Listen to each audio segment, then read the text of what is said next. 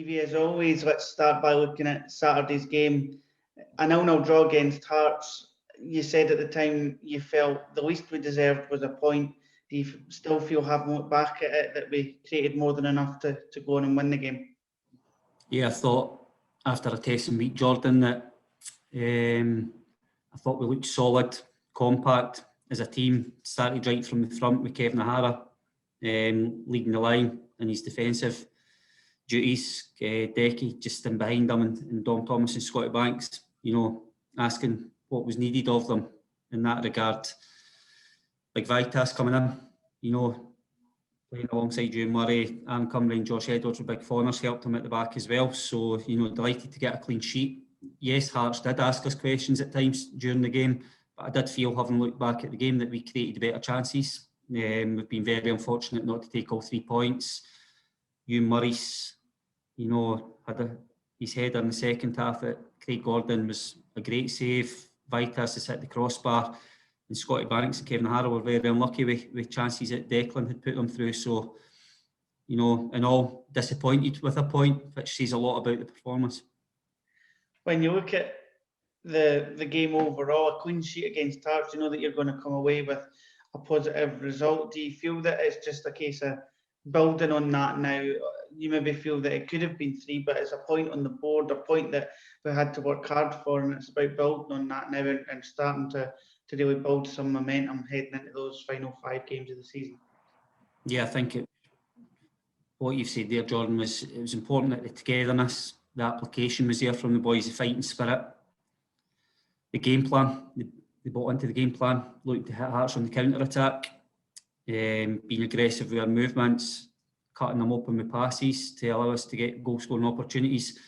And at points in the game, when it wasn't going our way, we showed that fighting spirit, to make sure that we at least attain a point that got us back into the playoff positions after a very testing week. So, as I say, over the next 5 games, that's going to be stuff and qualities that we look from within our players. And the pleasing thing from me on that side of things was, there's players brought in that, maybe haven't had a lot of game time in recent weeks, months, and they've shown that they've got the quality to play for Dunfermline, and they've got value in them to make sure that we can finish as high in this league as possibly can.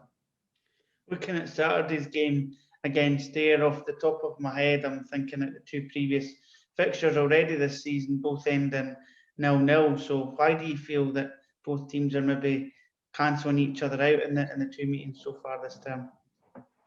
I think when we went down there, I actually thought we'd done enough to win the game, even though it was a tight encounter down at Somerset Park. I thought we slightly edged it.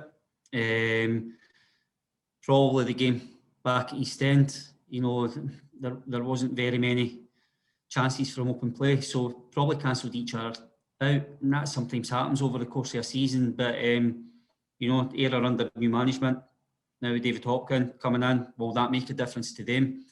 And we're in a situation where we're wanting to try and improve our away form. As I say, we've got 2 away games for the remainder of the season to try and get that record better, and we'll go down, get our best intentions to take all 3 points on Saturday.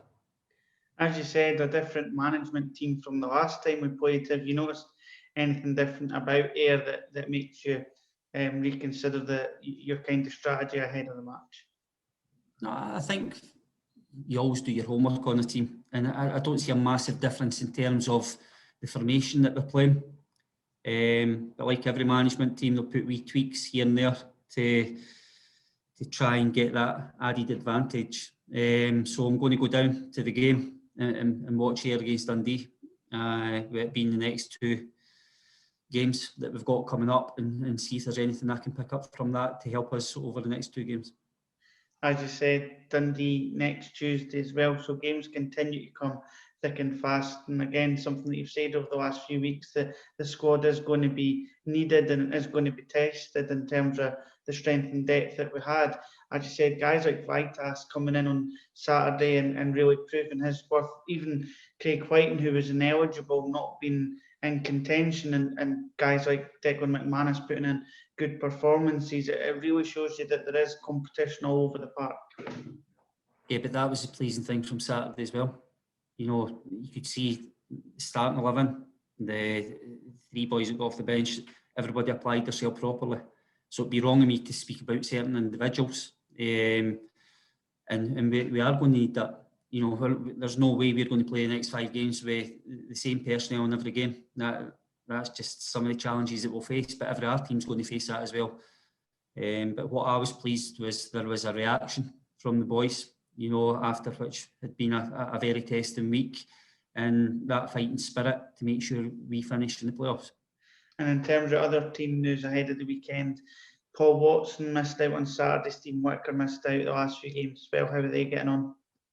Yeah, they've managed to do partial training in the early parts of the week, so we're still at a stage where we'll have to see what happens for them to see if they're available for Saturday's game against Ayr. The 2 that I can say is Ryan Dowan and Lewis Martin definitely won't be available, you know, without stating the obvious frustrations that we've had with them ones. But as I say, Paul Watson and Stephen have joined in training early this week. Craig Whiten obviously comes back into contention because he obviously was ineligible last week with the loan agreement. And then no other one was Scott Banks, who had to come off at the weekend. He has got an issue with his calf, but again, we've just had to look after him in the early parts of the week, and we'll see where he's at come Saturday. Perfect. Thanks for talking to us. Enjoy the rest of your week and hope for 3 points on Saturday. Cheers, John. Thanks very much.